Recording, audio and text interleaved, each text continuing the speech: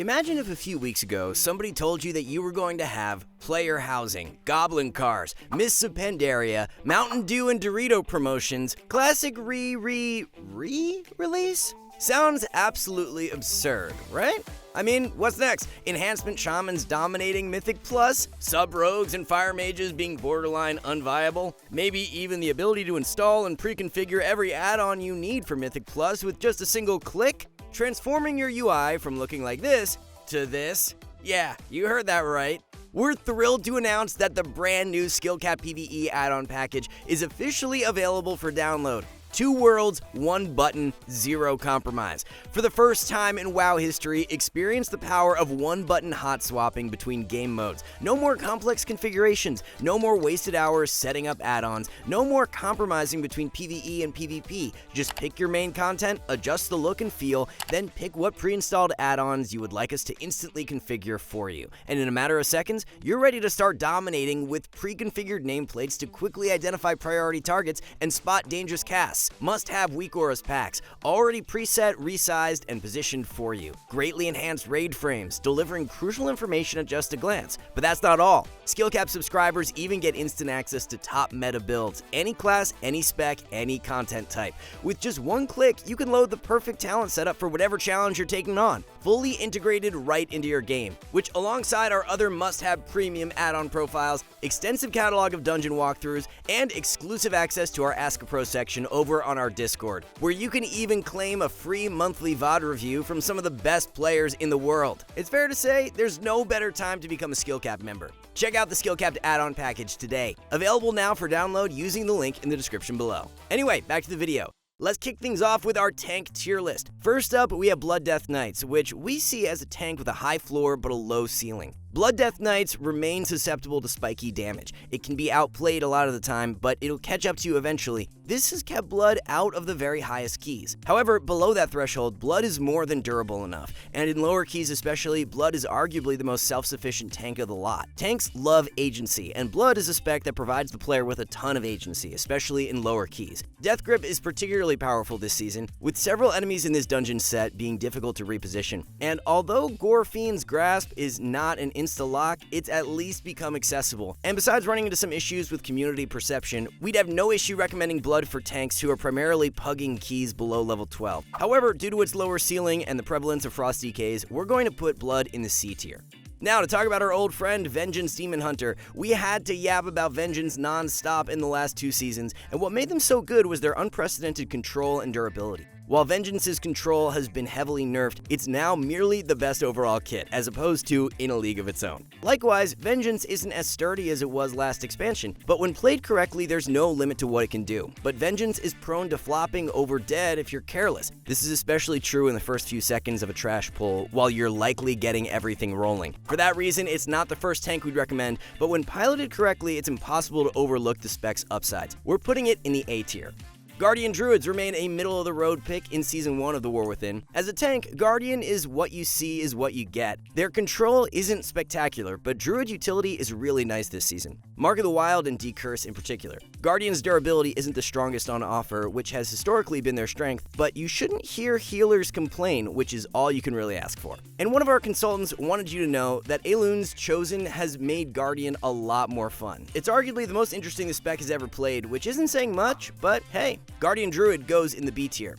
Now let's move on to Brewmaster Monks. We really love Brew, and Brewmaster Monks are pretty cool too, so it sucks that Brewmaster Monks are having another bad season.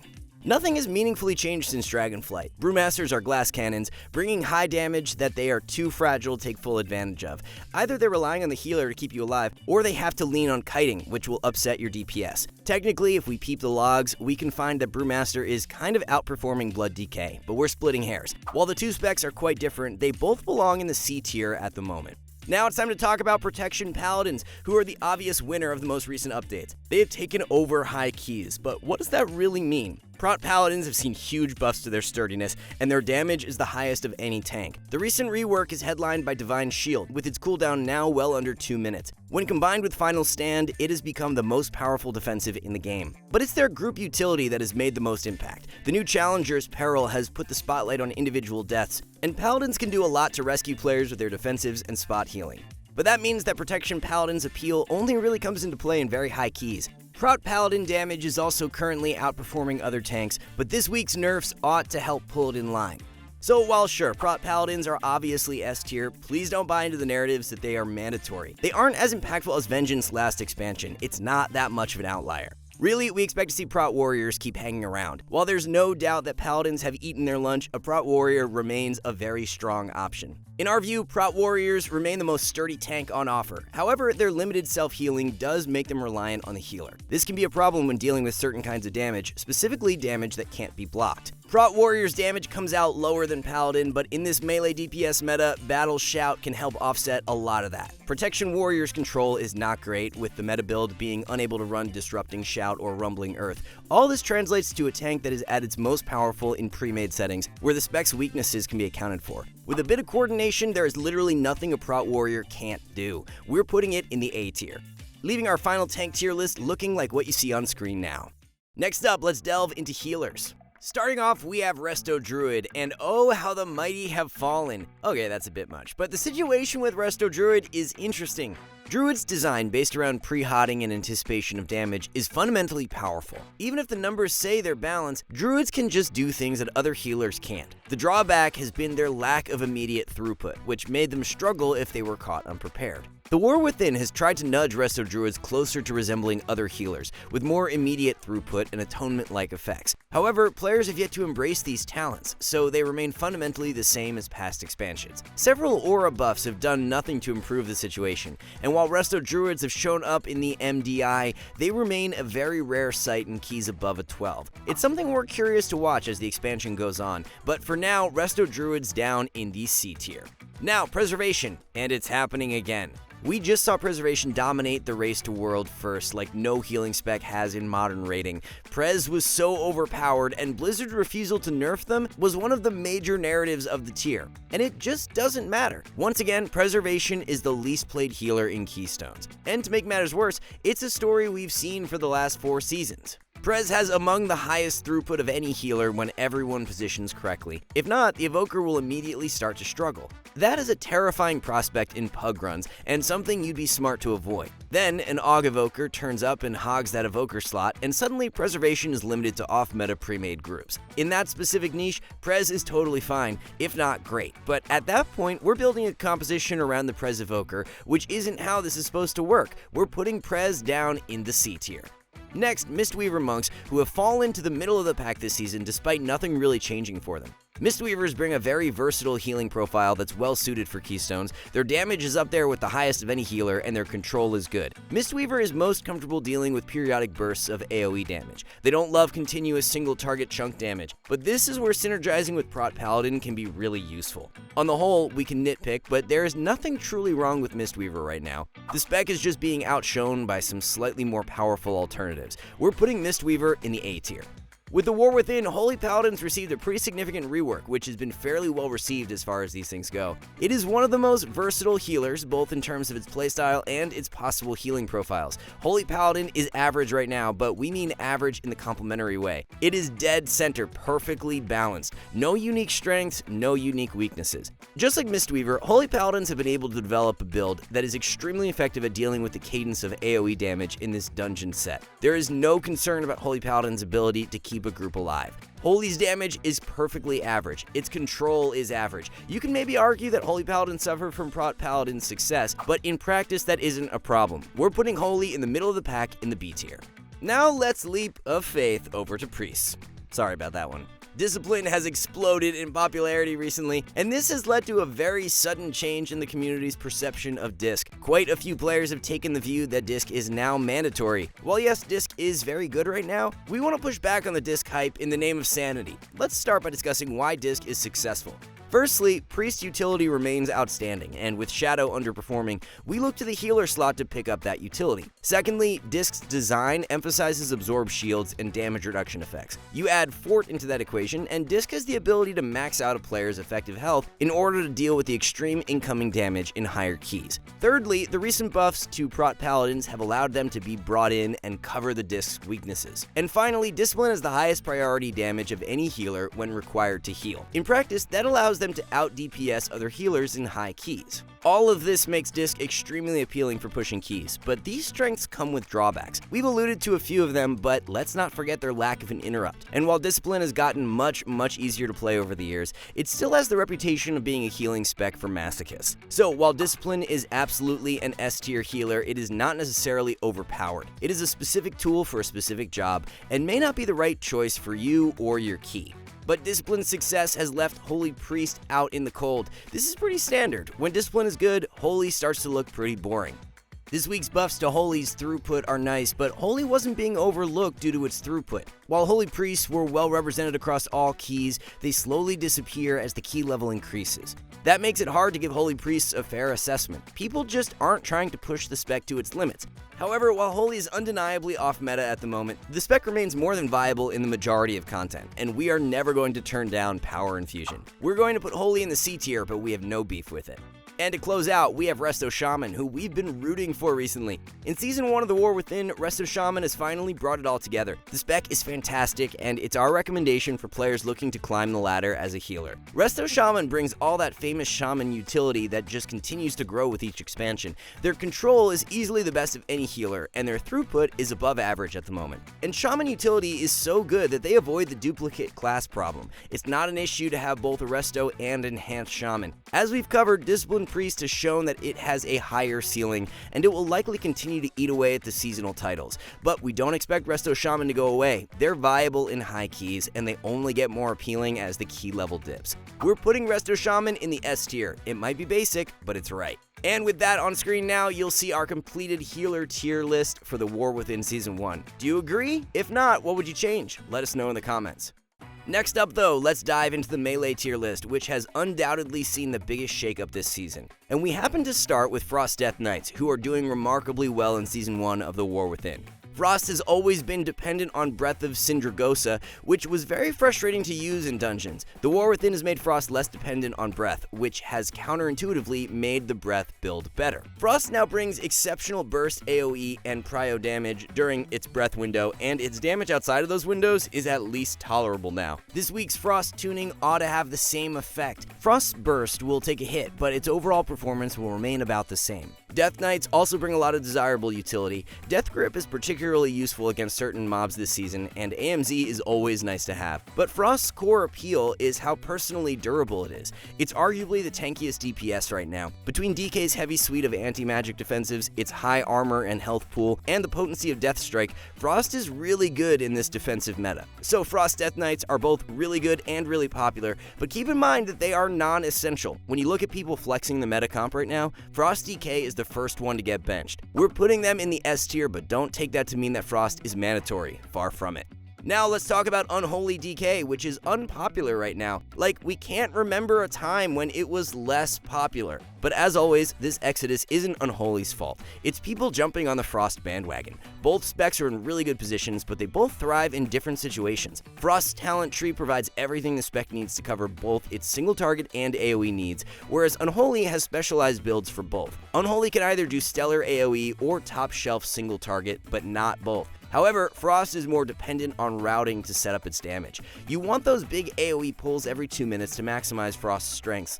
By comparison, Unholy's 45-second burst profile is far more flexible. So Unholy has the edge on Frost at the extreme ends of the spectrum. In low keys, routed by a cowardly tank, you'd rather be on Unholy with a single target build. And in the MDI with outrageous pulls, you'd rather be on an Unholy with its AoE build. Unholy mains might argue that Frost is overhyped and Unholy is just as good. We wouldn't go that far, but Unholy has definitely been unfairly deserted. We're putting it in the A tier.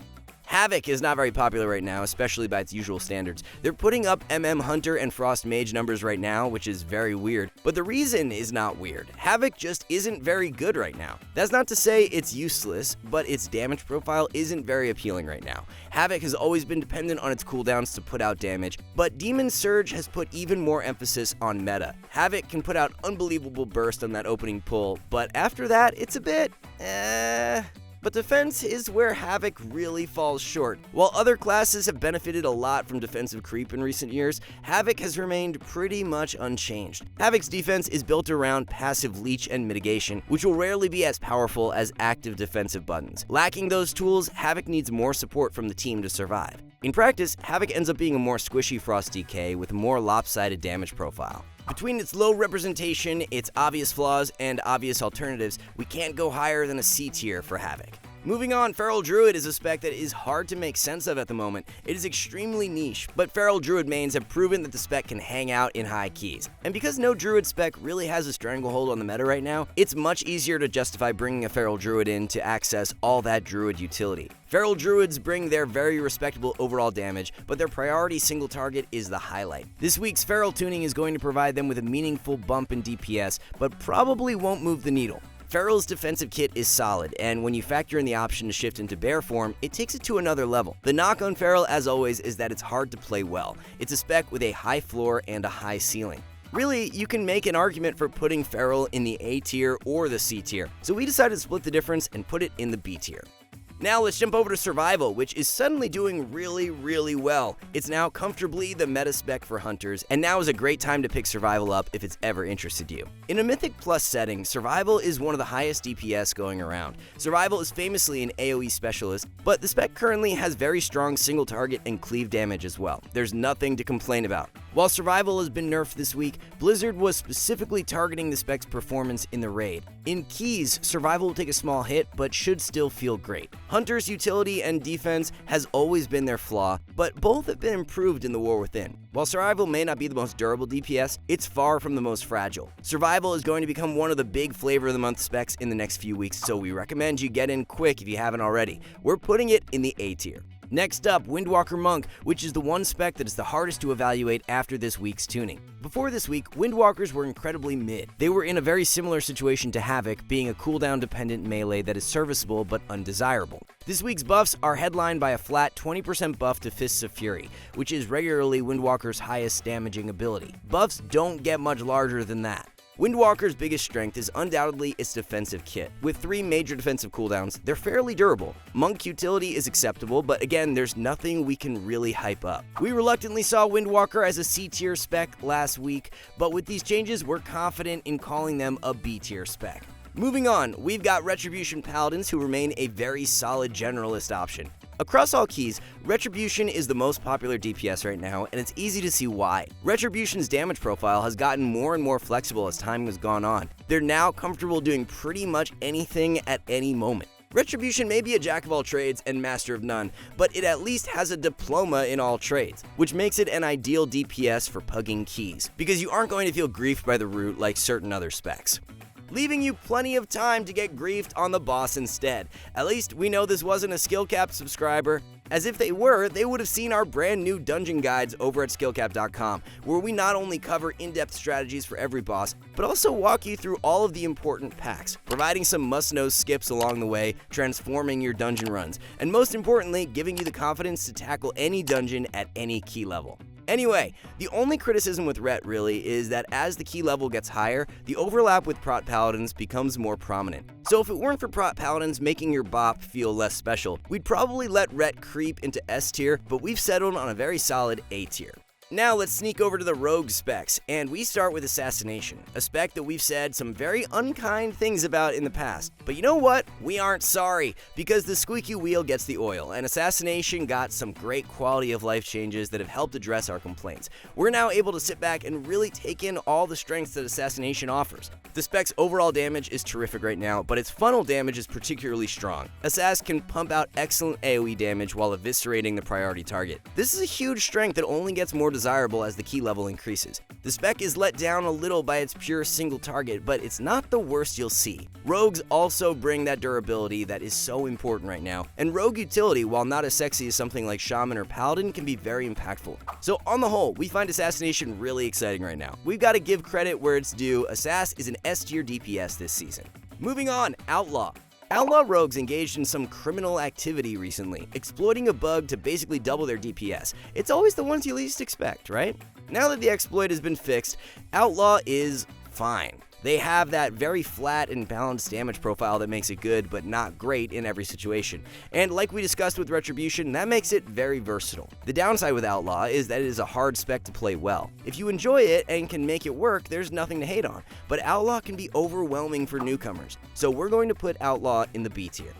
And then we have Subtlety. Once again, it is another season where Sub has turned completely invisible. Depending on your key level, you're about 4 times more likely to encounter a feral druid than you are a sub rogue at the moment. It's crazy. At this point, this isn't about aura buffs. The aura is the problem. There's something wrong with Sub's vibe. The spec is playable. Here's Kush from Echo timing a plus 16 key on Sub. If he can do that, there's no reason you can't time level 12 keys with it. However, being so cooldown reliant, Sub is hard to optimize, and just looks and feels bad most of the time. The only time Sub really shines is in pure single target damage, but once you introduce Funnel and Passive Cleave into the mix, Sub's output quickly falls behind, well, everyone else. So keeping in mind that Sub does have a decent ceiling to it, this has to be the bottom of the list. Moving on, last expansion, we were constantly talking smack about Enhanced Shaman, and they were in the comments smacking right back, but there's no bad blood. They had a really rough deal last expansion.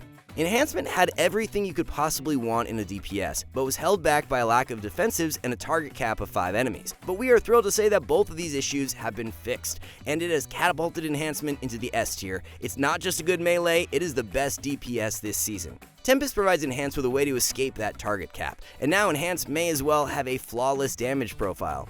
No matter the situation, Enhance is going to do well. Blizzard hit Enhance with a significant nerf to its overall damage this week, and to be clear, it's going to hurt, but the way we see it, Enhance was such an outlier that we still expect them to be among the top DPS. Shaman utility is stronger than ever, plus they bring all the control we know and love, and even a new group buff. And if all of this isn't enough, Enhancement is just a ton of fun to play. It's a fun main, it's a fun alt, just do it. Enhance has been the best at everything so far this season. This week's nerfs may mean they are no longer the de facto #1 damage at all times, but they are still undeniably an S tier DPS.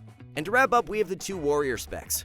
Arms has had it rough so far this expansion. Like Havoc and Unholy, we can't find a time when Arms was less popular. Arms was the victim of some very questionable nerfs that dragged its performance into the abyss. It has received significant buffs that has brought Arms back into the light, but the players haven't returned yet. Arms brings impressive AoE damage, and even with a pure AoE build, it still puts out respectable single target damage. Like always, DPS warriors have a strong defensive kit, and even their control is improved from last expansion, with improved shockwave being a staple in Arms warrior builds. So Arms is a solid DPS that is decently durable with good control. There is no reason you shouldn't play one. We suspect the reason players haven't returned to Arms yet is simply because Arms isn't quite good enough to make players notice. So we're going to put Arms in the B tier. And finally, we have Fury Warriors.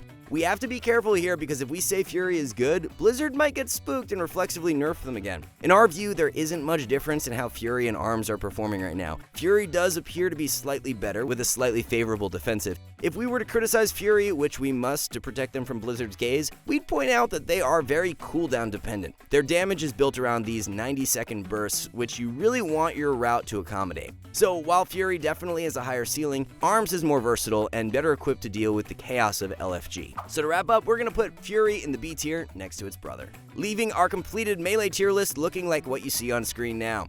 Fun fact, if you turn your screen upside down, it actually looks more or less identical to last expansion. Anyway, next up, let's get into range DPS. Starting off, we have Balanced Druids. Balanced Druids are in a really interesting place. They complained on Twitter enough to get some major damage buffs, which have made them one of the highest DPS in dungeons. You can now find quite a few Moonkins pushing the very highest level keys. Moonkins are criticized for their damage profile, which in the past we've described as useless, unethical padding, which is to say, they lack priority damage during AoE pulls. But the recent addition of Whirling Stars has helped smooth out their damage between pulls, which makes them more flexible with routing and can allow them to be more ethical with their damage. Balanced Druids have become one of the most fragile DPS going around. Blizzard wants Bear Form to be a core defensive tool for Druids, and Moonkins push back against this. These are flaws that can be mitigated with good play and a lot of support from your team, but lacking that, Moonkins will really struggle. If we choose to imagine a competent Balanced Druid that uses Bear Form and gets the occasional external, we're happy to put them in the A tier, but your mileage may vary. So let's glide over to Augmentation, which for our purposes hasn't changed a damn bit in the last year. Aug is a support spec that earns its keep from the defensive value it provides. Aug's offensive contribution will typically be less than what you'd get from a pure DPS, but as you climb up the ladder, Aug becomes more and more appealing, and beyond a certain point, they become mandatory. But the lower the key, the less useful and more frustrating augmentation becomes. In a strange way, despite being a support class, there is very little you can do to elevate your team. If your teammates stink, you can't put them on your back and carry them through the key. Augmentation is the only real S-tier spec this season, but there's a reason why there are so few people playing them. So what about Devastation? Well, Augmentation Shadow looms large over Dev, like every season. Dev Evokers have a respectable representation across all keys, but basically vanish above plus 12. Dev's overall damage is average. Their damage profile has its quirks, but nothing that really impacts their place in the meta. Dev brings basically all of the utility you'd get from Aug, now including Spatial Paradox, which is a big win. We've also seen quite a few testimonials from players who fell in love with Dev as their first caster. The spec is just a lot of fun and very accessible. So Devastation's performance is fine, it's fun to play and easy to pick up. That makes it a C-tier spec, but one with a lot of upsides. Now let's move on to the two ranged hunter specs, which are both under siege by survival, which we discussed in our melee tier list. With the new expansion, hunters have seen improvements to both their defense and control. All three specs also saw some love in the most recent patch, so hunters ought to be feeling pretty good right now. Since the patch, both BM and MM are actually pretty solid. The problem is that people already dropped their hunters, and most people who are returning are going right to survival. There's nothing complex about Beast Mastery's strength. It is a damage bot that now does pretty good damage. Its single target is the core appeal, and its AoE is less ass than it was a month ago. That's the deal, simple as that, and we're willing to put that in the B tier. Meanwhile, marksmanship is quite a bit more popular than Beast Mastery. Again, since the changes, there isn't much difference between the two. When compared to Beast Mastery, marksmanship typically brings stronger AoE damage, which gives it the edge over BM on the overall damage meter. We see the two as about equal, so we're going to put MM in the B tier. Now we move on to mages, who have been kind enough to not completely smother the meta this expansion. First up, Arcane. Arcane mages are defined by their bursty damage profiles that often need to be routed around.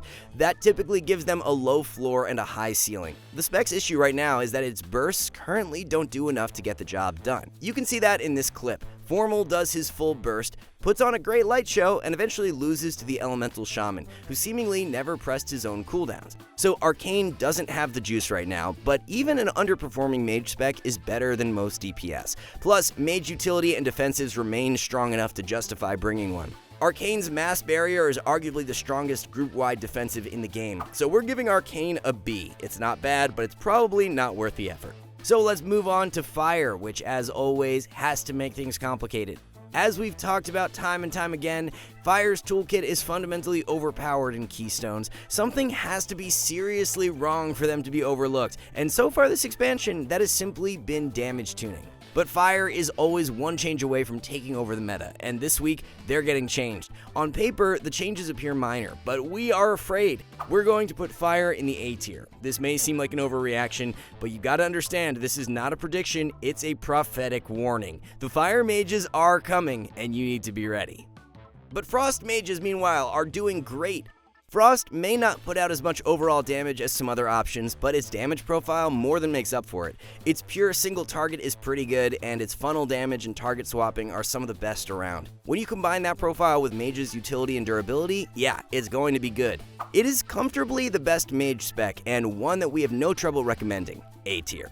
Moving on, Shadow Priest has all the tools that make it the ultimate DPS in Keystones. Its utility, damage profile, and defensive kit are unrivaled. Right now, simple damage tuning is the only thing holding Shadow back from being a meta DPS. But hey, Blizzard just needs to tweak Psychic Link one more time and Shadow will be perfect, for real this time. So while Shadow is underperforming in the scheme of things, players are still doing well with it because they're a Shadow Priest. They can only be so bad. We're putting Shadow in the B tier.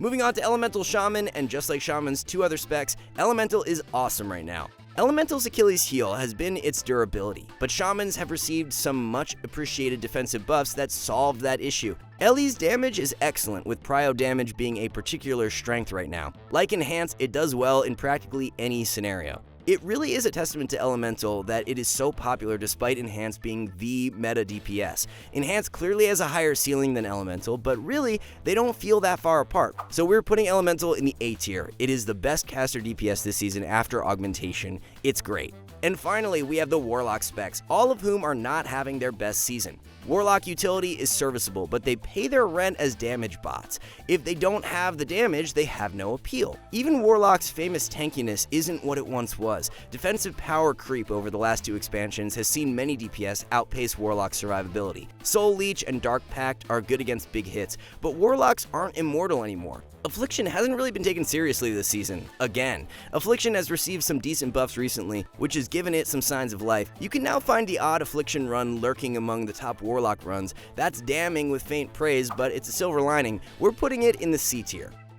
Demonology is another spec that has always sold itself on its DPS, and Demo's damage is just lagging behind right now.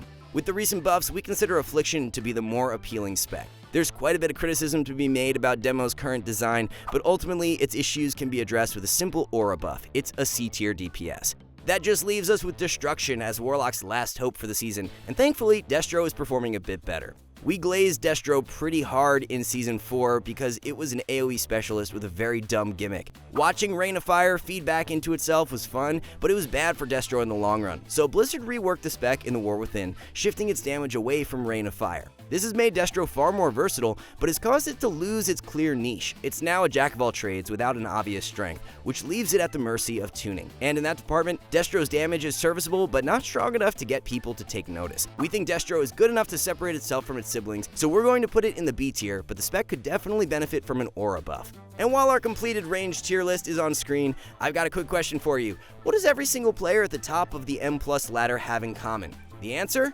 Time. Time to perfectly tweak and set up their UI and add-ons. Time to practice their damage or healing rotation. Time to learn the ins and outs of every pull. And most importantly, time to actually play, get comfortable, and experience keys. Which is why here at Skillcapped, we focus on fast-tracking your learning as much as possible. Be it through perfectly optimizing your UI with just one click with the Skillcapped add-on package, connecting you directly with the world's top players in our exclusive Ask a Pro channel, or condensing hours of knowledge into our custom-designed, easy-to-digest dungeon guides, providing you not only with more time to play, but all the resources needed to improve. Don't waste your time. Visit skillcap.com now and claim your exclusive discount using the link below.